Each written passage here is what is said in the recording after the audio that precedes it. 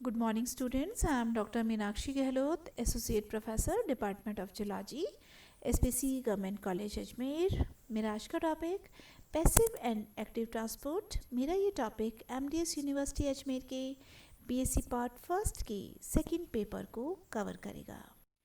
Introduction. सबसे पहले हम बात करेंगे पैसिव ट्रांसपोर्ट की। पैसिव ट्रांसपोर्ट जो है वो मेम्ब्रेन ट्रांसपोर्ट है, जिसके अंदर किसी भी एक सब्सटेंस को मेम्ब्रेन के अक्रॉस अगर हमें गुजारना है या पहुंचाना है तो इसमें एनर्जी की रिक्वायरमेंट नहीं होती, जैसा कि एक्टिव ट्रांसपोर्ट के अंदर होता है। एक्टिव ट्रांसपोर्ट के अंदर किसी भी सब्सटेंस को जब हम मूव करते हैं तो उसके अंदर एनर्जी की रिक्वायरमेंट होती है। पैसिव जो ट्रांसपोर्ट है वो थर्मोडायनामिक्स का जो दूसरा नियम है, सेकेंड लॉ ऑफ थर्मोडायनामिक्स, उस पर काम करता है और इस कारण उसके अंदर एनर्जी की रिक्वायरमेंट नहीं होती। फिक्स का फर्स्ट जो लॉ है जो कि कहता है कि कोई भी जो सब्सटेंस है वो हायर कंसंट्रेशन से लोअर कंसंट्रेशन की तरफ मूव करती है और इस तरह से कंसंट्रेशन हो जाती है कि दोनों तरफ कंसंट्रेशन सेम हो जाए। तो इसी फिनोमेना पर पैसिव ट्रांसपोर्ट काम करता है। पैसिव ट्रांसपोर्ट की जो रेट है वो परमेबिलिटी पर डिपेंड करेगी कि सेल मेम्ब्रेन की परमेबिलिटी कैसी है। और इसके अलावा हम बात कर सकते हैं पैसिव जो ट्रांसपोर्ट है वो 4 तरीके का होता है: simple diffusion, facilitated diffusion, filtration और ऑस्मोसिस। पहले हम बात करते हैं पैसिव ट्रांसपोर्ट की। पैसिव ट्रांसपोर्ट जो है इसके अंदर अगर हम डिफ्यूज़न देखें तो 2 तरह का डिफ्यूज़न है। फर्स्ट डिफ्यूज़न जो है सिंपल डिफ्यूज़न और दूसरा है फैसिलिटेटेड डिफ्यूज़न। फर्स्ट डिफ्यूज़न आप यहाँ देख सकते हैं। डिफ्यूज़न का मतलब है कि जहाँ कंसंट्रेशन ज़्यादा है वहाँ से कम कंसंट्रेशन की तरफ मॉलिक्यूल्स मूव करेंगे।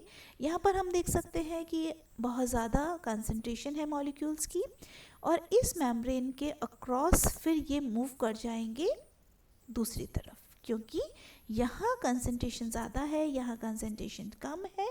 तो फिक्स का जो लॉ है उसमें कहते हैं कि हायर कंसंट्रेशन से पार्टिकल्स मूव करते हैं लोअर कंसंट्रेशन, तो ये पार्टिकल्स मेम्ब्रेन के थ्रू यहाँ पर पास कर जाएंगे। सेकेंड जो डिफ्यूज़न का टाइप है वो है फैसिलिटेटेड डिफ्यूज़न। इसके अंदर हमें ये जो पोर्स हैं आप यहाँ देख सकते हैं, इसके थ्रू जो मेम्ब्रेन के पोर्स हैं उसके थ्रू ये डिफ्यूज़न होगा। ठीक है, हालांकि इसके अंदर एनर्जी की रिक्वायरमेंट नहीं है, लेकिन ये क्या है, इसमें हमें पोर्स की ज़रूरत पड़ रही है और यहाँ से पोर्स के थ्रू यहाँ पर सब्सटेंसेस। अब हम बात करते हैं ऑस्मोसिस की। मेम्ब्रेन की ऑस्मोसिस जो है उसके अंदर वाटर जो मॉलिक्यूल है वो सेलेक्टिवली परमेबल जो मेम्ब्रेन है उसके आर पार जाते हैं। अब हमें ये देखने की ज़रूरत है ऑस्मोसिस कैसे काम करता है। यहाँ पर जो सेमी परमिएबल जो मेम्ब्रेन है वहाँ पर एक मेम्ब्रेन पोटेंशियल बनता है और ये जो मेम्ब्रेन है वो पार्शियली परमेबल होती है। यहाँ पर हायर कंसंट्रेशन जो मॉलिक्यूल का है वहाँ से लो कंसंट्रेशन जो है पानी का, वहाँ से ये मूव करते हैं। तो हम यहाँ पर देखने की ज़रूरत है कि पानी जहाँ पानी ज़्यादा है वहाँ से पानी कम पानी की तरफ मूव कर रहे हैं। तो सेल के अंदर जो है एक पोटेंशियल डेवलप हो जाता है और इस पोटेंशियल की फोर्स से, क्योंकि दोनों तरफ कंसंट्रेशन जो ग्रेडियंट है उसका जो डिफरेंस है उसके कारण एक ग्रेडियंट बनता है, उसके कारण मॉलिक्यूल्स मूव करते हैं। अब 3 तरह के ऑस्मोसिस के अंदर सॉल्यूशन हो सकते हैं। एक सॉल्यूशन होता है आइसोटोनिक, दूसरा है हाइपोटोनिक और तीसरा है हाइपरटोनिक। तो इस 3 तरह के सॉल्यूशन को हमें समझने की ज़रूरत है और यही एक्सरसाइज आप लोगों ने प्रैक्टिकल्स के अंदर भी हम इसको लेबोरेटरी के अंदर समझाते हैं और करते हैं। आइसोटोनिक सॉल्यूशन जो है उसके अंदर एक्स्ट्रा सेलुलर जो सॉल्यूट है उसकी कंसंट्रेशन जो है वो सेल के अंदर जो कंसंट्रेशन है उसके बराबर है, यानी सेल के अंदर और सेल के बाहर जो सॉल्यूशन है उन दोनों की कंसंट्रेशन सेम है। तो इसके अंदर जो पानी के जो मॉलिक्यूल्स हैं जो एक दूसरे के सॉल्यूशन के अंदर मूव तो करेंगे, लेकिन मूव करने की जो रेट है वो सेम होगी, ठीक है। और मॉलिक्यूल्स बोथ डायरेक्शंस के अंदर मूव करेंगे, यानी दोनों डायरेक्शंस के अंदर ये वाटर मॉलिक्यूल्स मूव करेंगे और एक बैलेंस बना रहेगा। दूसरी हम बात करते हैं हाइपोटोनिक सॉल्यूशन की। हाइपोटोनिक जो सॉल्यूशन है उसके अंदर सॉल्यूट की जो कंसंट्रेशन है आउटसाइड, ठीक है, सेल के बाहर की तरफ जो है वो कंसंट्रेशन कम होगी इन कंपैरिजन टू सेल के अंदर। तो बाहर का जो सॉल्यूशन है उसके अंदर कम कंसंट्रेशन होगा। तो इस तरह से हम देखते हैं कि हाइपोटोनिक सॉल्यूशन पानी जो है वो सेल के अंदर मूव करेगा, क्योंकि पानी जो है सेल के अंदर कम है लेकिन पानी बाहर ज़्यादा है। इस तरीके से एक ग्रेडियंट बनेगा और यहाँ पर पानी कहाँ से बाहर से अंदर की तरफ मूव करेगा। अब तीसरी हम बात करते हैं हाइपरटोनिक सॉल्यूशन की। हाइपरटोनिक जो सॉल्यूशन है उसके अंदर सॉल्यूट की जो कंसंट्रेशन है वो हायर होगा, ठीक है, और सेल के अंदर इसकी कंसंट्रेशन कम होगी। बाहर कंसंट्रेशन ज़्यादा है और अंदर कम है, लेकिन पानी का जो अमाउंट है वो सेल के अंदर ज़्यादा है और बाहर कम है। तो इस कारण पानी सेल के अंदर से बाहर की तरफ मूव करेगा। तो हमें यहाँ ध्यान देने की ज़रूरत है कि हम किसकी बात कर रहे हैं। हम सॉल्यूट की कंसंट्रेशन की बात कर रहे हैं और पानी के। पानी जहाँ ज़्यादा है वहाँ से कम पानी की तरफ मूव करेगा, ये हमें ध्यान देने की ज़रूरत है। अगर हम सॉल्यूट के कंसंट्रेशन की बात करेंगे तो हमें उसको समझने की ज़रूरत है। अब यहाँ पर हम देखते हैं तीनों सिचुएशंस को। फर्स्ट है हाइपरटोनिक, दूसरा है आइसोटोनिक और तीसरा है हाइपोटोनिक, ठीक है।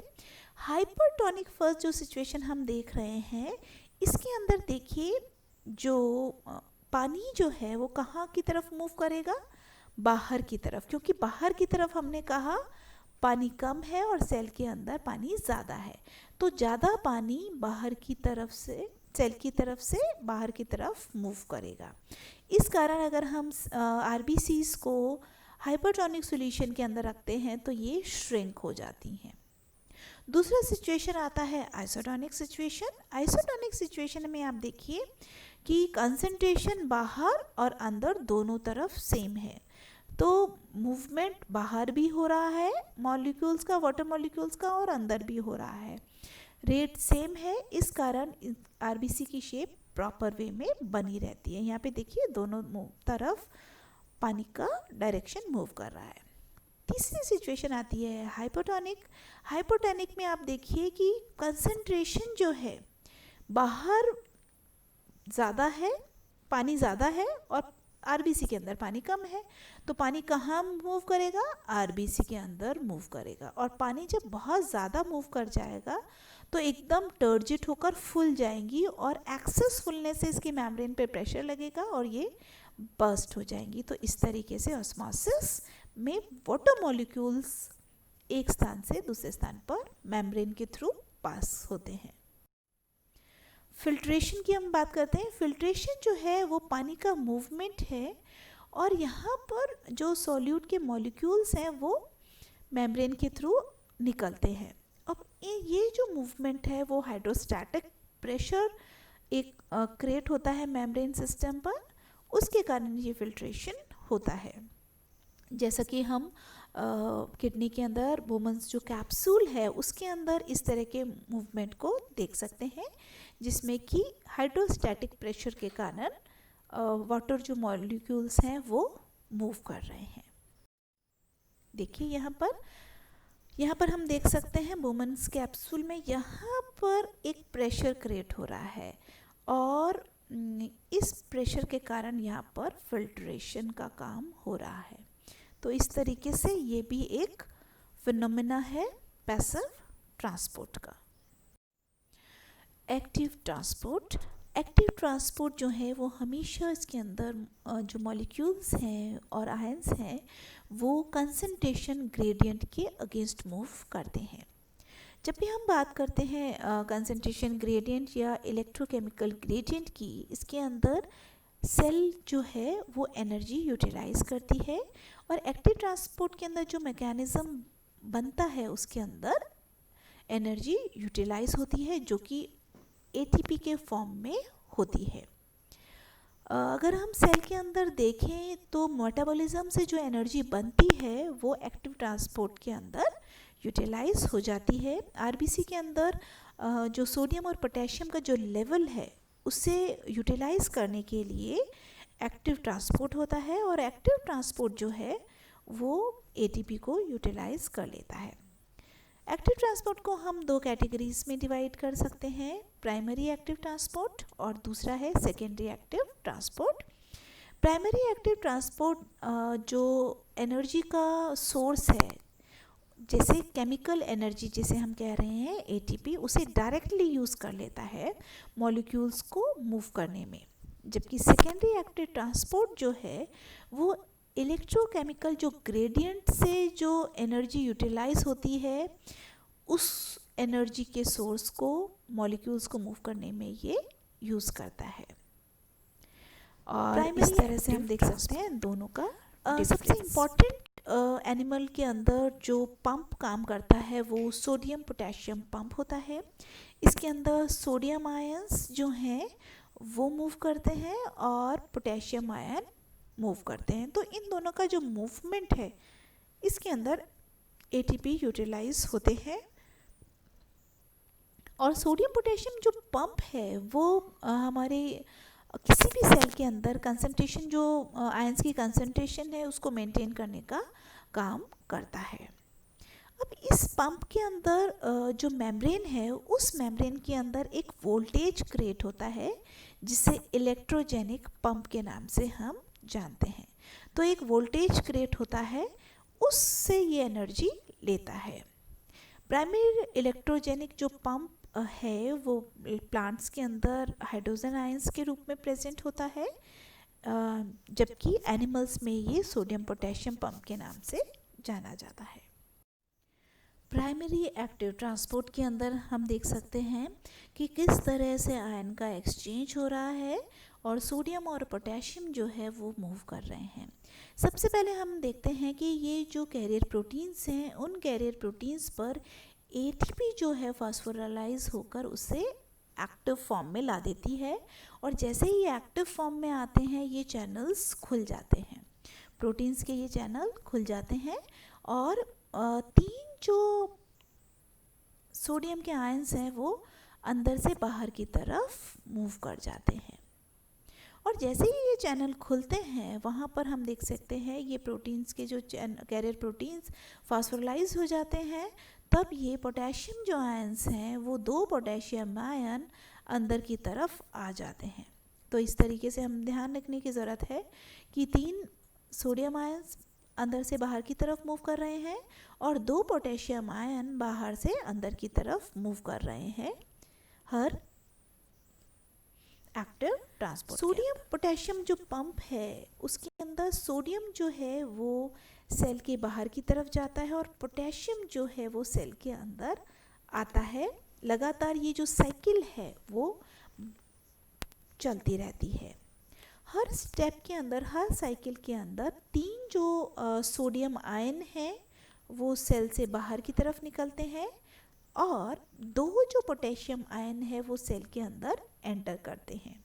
तो यहाँ पर हम बैलेंस देख सकते हैं, सोडियम आयन तीन बाहर निकल रहे हैं जबकि दो ही पोटेशियम आयन सेल के अंदर एंटर करते हैं। और इसके अंदर सबसे पहले जो है सेल के अंदर जो है ये जो पंप है वो काम किस तरह से करता है हम देखते हैं। सोडियम आयन जो है वो ट्रिगर करते हैं, हाइड्रोलाइज करते हैं, पंप को क्या करते हैं, हाइड्रोलाइज करते हैं, यानी कि उसका ब्रेक डाउन करते हैं एटीपी का। तो इस तरीके से जो फॉस्फेट ग्रुप है एटीपी से वो अटैच हो जाता है पंप के साथ और उसके बाद फॉस्फोराइलेटेड जो फॉर्म है और एडीपी जो है वो वहाँ से रिलीज़ कर दी जाती है। तो ये जो फॉस्फोराइलेशन हो जाता है पंप का वो उससे एक शेप उसकी चेंज कर देता है और उससे उसकी जो है एक्स्ट्रा सेलुलर तरफ उसकी ओपन साइड्स जो होती हैं वो ओपन हो जाती हैं।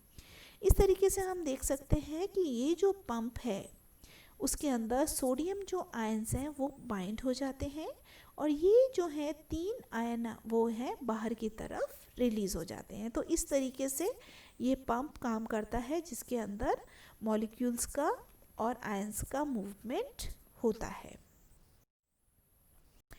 इसके बाद हम देखते हैं कि बाहर की तरफ जो पंप का जो साइज़ है वहाँ पर क्या करते हैं, पोटेशियम जो आयंस हैं वो वहाँ पर बाइंड करते हैं और ये जो है जो पोटेशियम है वो बाइंड होकर अंदर की तरफ मूव करते हैं। और ये भी क्या है, क्योंकि ये जो ग्रुप होता है जो इसे बाइंड कर रहा है फॉस्फोराइलेटेड हो जाता है और उससे ये एक्टिव फॉर्म के अंदर आ जाता है और 3 जो सोडियम आयन बाहर की तरफ गए हैं और 2 जो पोटेशियम आयन अंदर की तरफ आ जाते हैं। तो इस तरीके से एक आयंस का बैलेंस बन जाता है और इस तरीके से ये साइकिल है वो कंप्लीट हो जाती है।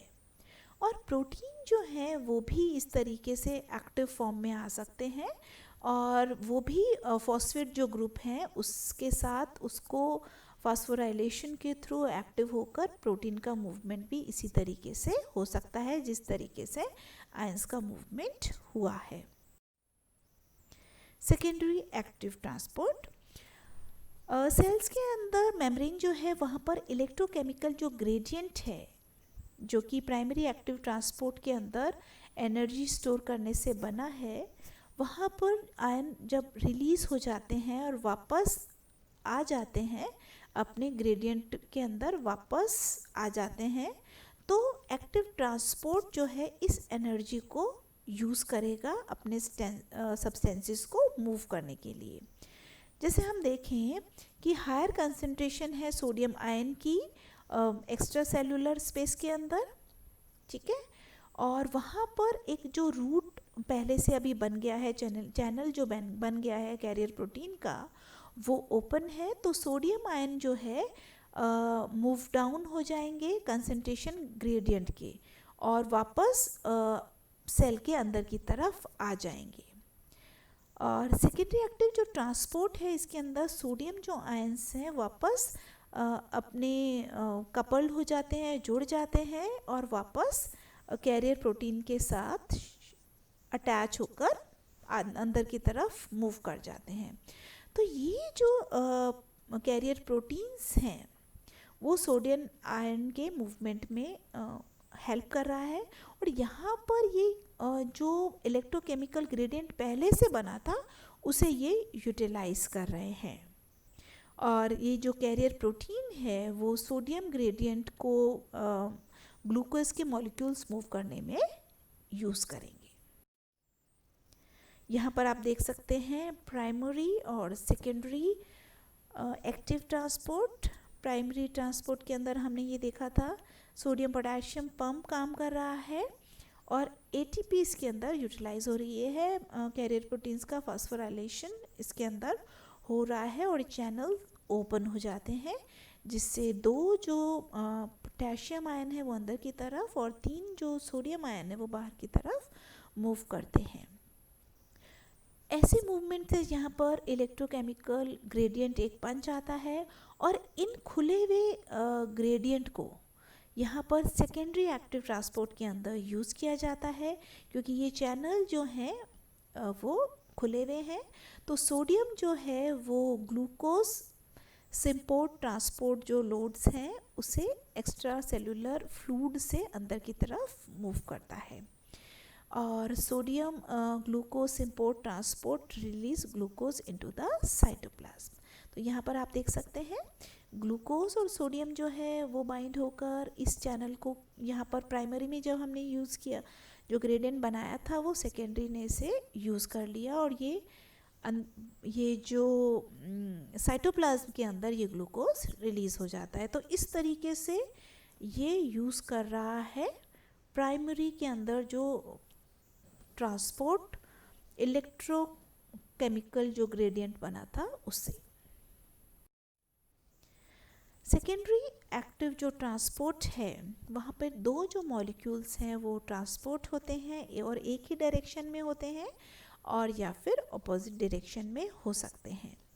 तो जब एक हम सेम ही डायरेक्शन में जब मूवमेंट हो रहा है तो इसे हम सिम्पोर्टर कहते हैं, और अगर दोनों ऑपोजिट डायरेक्शन में होता है तो उसे हम एंटीपोर्टर के नाम से जानते हैं।